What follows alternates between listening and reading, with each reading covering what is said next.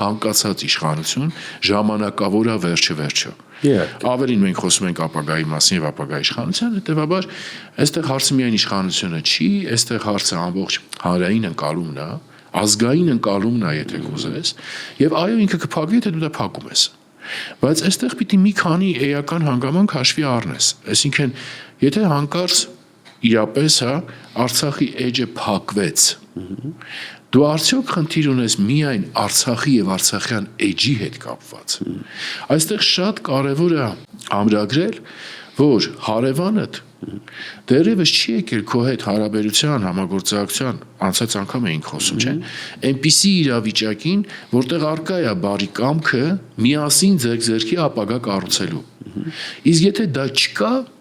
ցանկացած քո գործողություն, որը իր օրակարգի անմիջական սպասարկումն է դառնում, ինքը իրանից ներկայացնում է թուլության,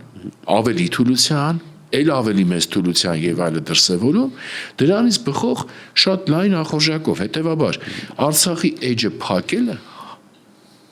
միանշանակ նույն բանն է եւ հավասարազոր է